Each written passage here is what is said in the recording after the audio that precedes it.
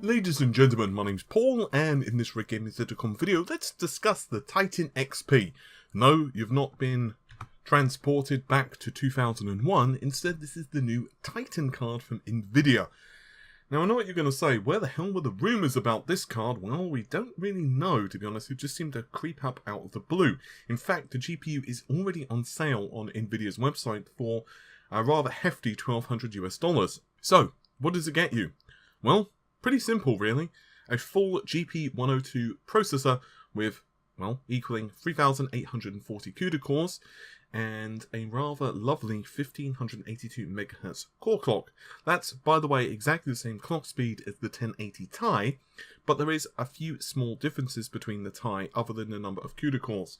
For example, the bus width is gone to 384-bit, and that is because the additional memory module has been now soldered back onto the board. Jolly nice of Nvidia. That, combined with the fact that the memory clock is actually a little bit higher, 11.4 gigabits per second rather than just a straight up 11, means you're looking at 547.7 gigabytes per second. Compare that to 484 gigabytes per second. So, immediately you're going to say to yourself, well, yeah, that's nice, but it seems like an awful lot of money. And, well, that's true. It is. The Ti is currently around $700 US, obviously depending on your regional equivalent and which version of the Ti you get. In other words, whether you're going for the factory overclocked ones or what have you. Meaning it's just over half the price of the Titan XP.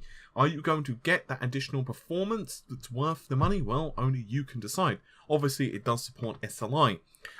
I guess the too long didn't read is yes, this card is easily capable of most games anyway, running at 4K 60 FPS. There are a couple of small differences.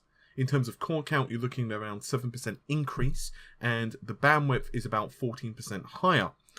That's actually pretty damn impressive when you consider the card does look rather nice, but let's face it, it doesn't look exactly a million miles away, and yes, I'm being incredibly generous.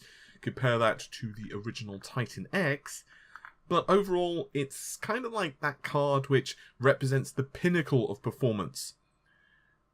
This card does put out a T-flop performance of around 12.15 T-flops. Now I say around because, as we all know, boost clocks is kind of like, well, it depends really on the condition of your rig, how cool it is, what level of oomph is left in the system.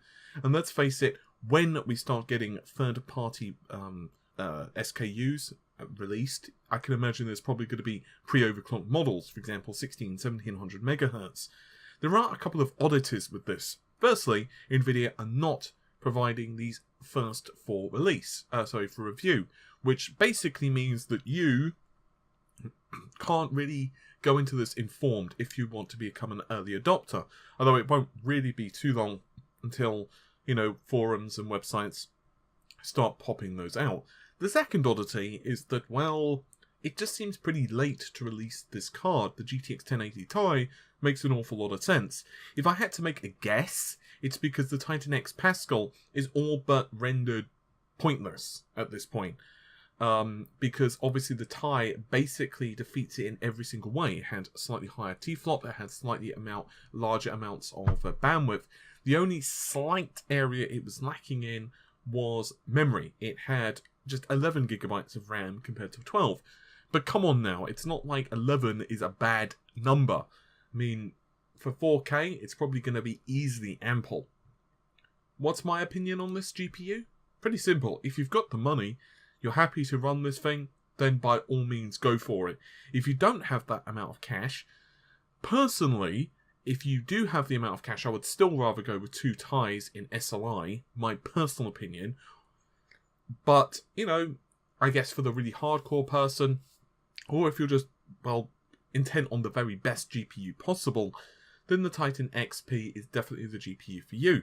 With all of that said, hopefully you've enjoyed the video. It's not a particularly informative one, I grant you, because, well, there's not much more to discuss other than the sheer oddity of releasing this card so close after the tie-in with such little fanfare as well. I mean, normally you expect this thing to have a whole slew of rumours and, well, speculation behind it, but no, just released.